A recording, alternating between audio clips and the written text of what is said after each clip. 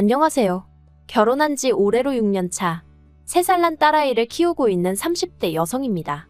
제가 오늘 이렇게 글을 쓰게 된 건 염치가 뭔지 모르는 듯한 신우와 어머님 때문이에요. 사실 신우랑 어머님이 어떻건 간에 남편만이라도 제정신이면 제가 이렇게 글을 쓰는 일까진 없었을 텐데.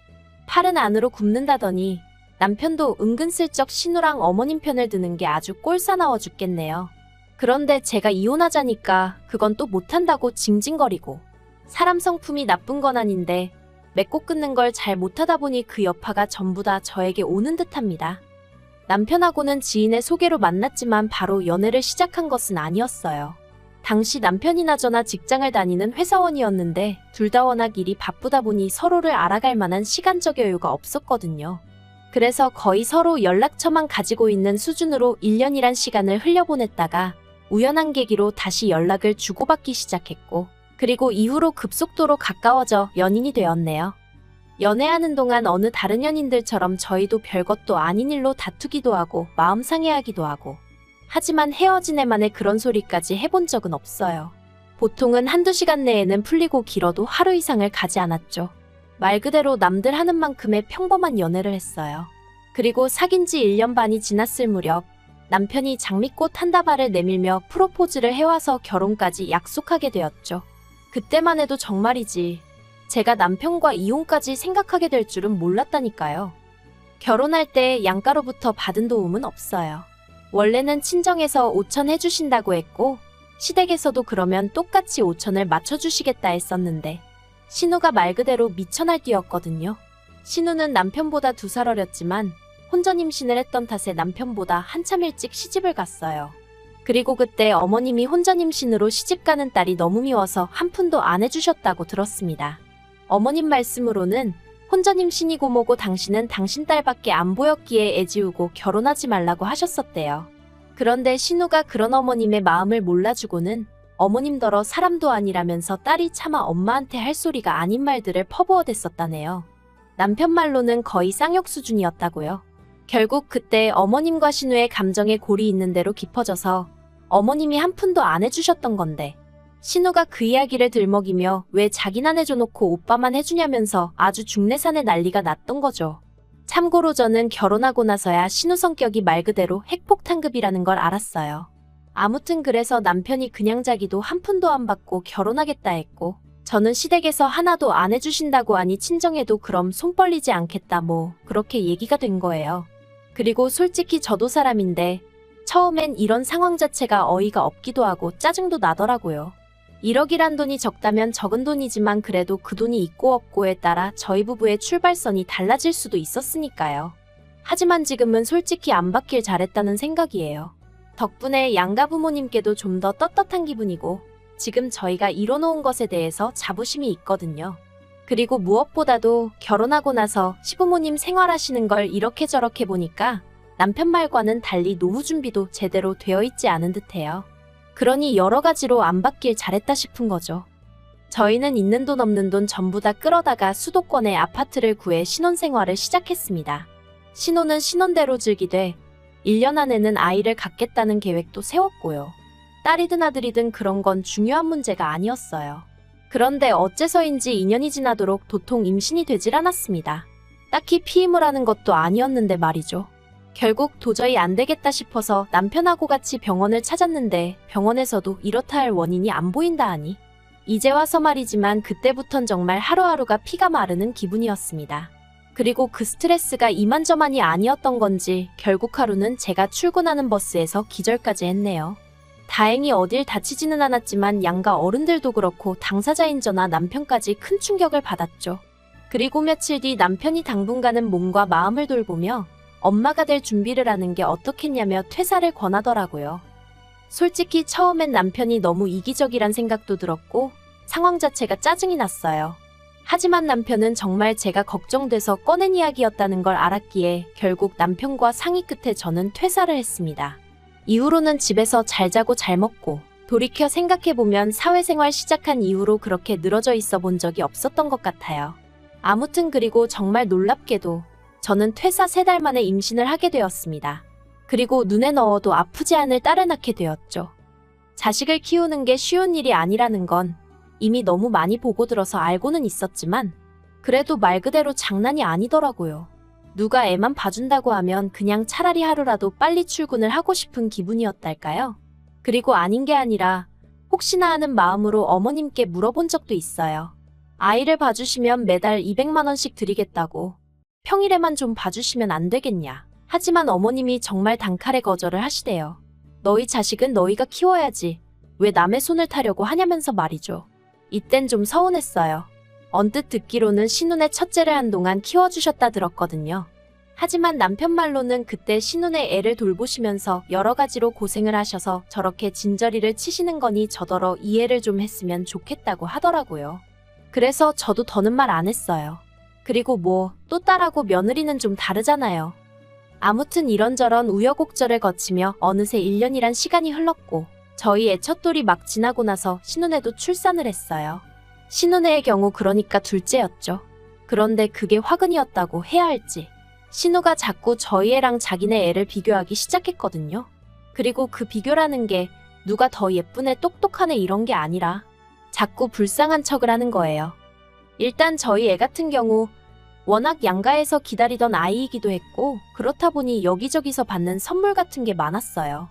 그리고 특히나 친정에서는 첫 외손녀라는 타이틀 덕분에 친정부모님께서 애가 어려서 나중에 기억도 못한다는 제 이야기에도 불구하고 그저 당신들이 좋아서 해주는 거라며 좋은 브랜드에서 오시며 장난감이며 많이도 해주셨어요.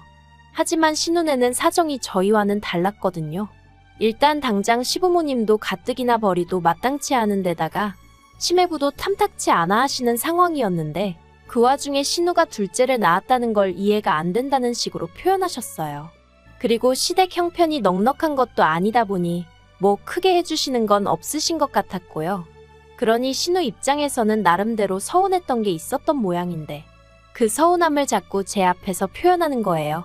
가령 저희 애가 모 브랜드를 입고 있으면 애한테 벌써 이런 것도 입혀주냐, 우리 애는 시장에서 사 입힌다, 뭐 이런 식으로요. 그리고 저는 저대로 그런 말을 들으면 마음이 편치 않아서 처음엔 저희 애 물건 중에 안 쓰는 걸로 한두 개 챙겨주고 그랬는데 그런 제 태도가 문제였을까요? 언젠가부턴 아주 대놓고 이거 달라 저거 달라 하는데 어이가 없었죠. 그래서 부담을 느낀 제가 조금씩 거리를 두기 시작했는데 이걸 가지고도 저희 남편한테 어지간히 징징거린 모양이 돼요. 하지만 결정적으로 제가 신우에게 질려버린 건 먼저 언급한 일들 때문만은 아니었어요. 어디서부터 어떻게 이야기해야 하나 싶은데 지난 설 어쩐 일로 시매부는 그쪽 본가에 간다 하고 신우는 애들만 데리고 친정, 그러니까 저한테는 시댁이죠. 아무튼 왔더라고요. 그리고 그때 둘 사이에 무슨 일이라도 있나? 잠깐 생각은 했었는데 아니나 다를까 얼마 지나지 않아 신우랑 시매부 사이가 좋지 않다는 이야기가 조금씩 들려오대요. 하지만 아무리 신우네 이야기라고 해도 엄연히 남의 집 가정사였던 만큼 남편에게 따로 뭘 묻고 그러진 않았어요. 제가 워낙 남의 이야기에 그것도 안 좋은 이야기면 더더욱 관심을 갖는 성격이 아니거든요. 그런데 알고 보니 시매부한테 여자가 있었다대요. 같은 회사에 다니는 젊은 아가씨라나 뭐라나. 그 아가씨도 제정신이 아닌 거죠. 저희 시매부라지만 참으로 별 볼 일 없는 유부남인데 아무튼 그래서 시매부가 이혼하자고 그랬나 봐요. 애들은 자기가 키울 테니 재산만 받고 이혼해달라고요. 그런데 신우가 자기 재산 필요 없다고 애들만 달라고 했대요. 양육비도 안 받겠다면서요. 솔직히 그 이야기 듣고 어이가 없었어요. 재산이 애들보다 더 좋다 뭐 그런 건 아니지만 도대체 무슨 생각으로 돈도 필요 없다, 애들만 달라 그런 건가 싶어서요. 요새 애들 키우는데 돈이 한두 푼 드는 것도 아닌데 아무튼 그렇다고 마음 떠났다는 남자 붙들고 살라고 할 수는 없잖아요. 신우랑 제 사이가 그런 조언을 주고받을 관계도 아니고 그래서 저는 아무 말도 안 했고 아무튼 그렇게 두 사람이 이혼을 했어요. 그런데 그 두 사람의 이혼이 제 결혼 생활에도 영향을 미칠 거라곤 그땐 미처 생각지 못했습니다. 신우는 결혼 이후로 계속해서 전업주부로 살았고 그랬기에 딱히 경력이라던가 내세울 게 없었어요. 그러니 이혼 이야기가 오가기 시작한 무렵부터는 정말 이혼하게 되면 뭘 해먹고 살아야 하냐며 이래저래 고민이 많은 눈치였죠. 그래서 한 번은 보다 못한 제가 지나가는 말로 기술이라도 배워두면 좋지 않겠냐니까 어느 세월에 뭘 배워서 돈을 버냐며 오히려 짜증을 내대요?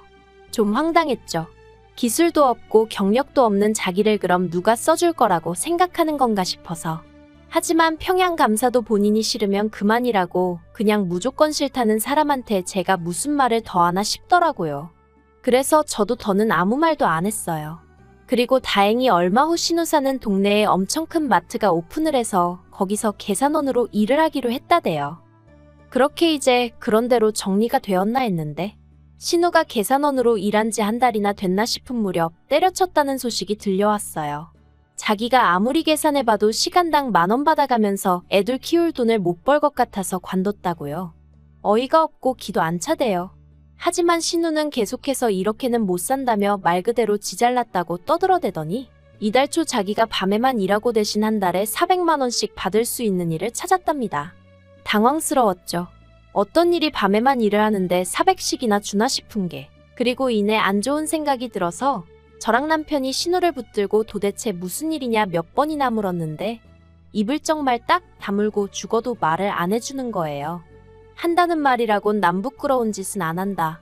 합법적인 일이다. 아니 다 큰 성인이 말을 안 해주는데 저희가 뭘 어떻게 할 수 있었겠어요. 결국 뭔지도 모르면서 말려도 보고 화도 내보고 그러다가 결국 두 손 두 발 다 들었죠. 그리고는 이달 초 시부모님한테 연락이 왔습니다. 기니할 이야기가 있어서 그렇다며 남편하고 오라고 하시더라고요.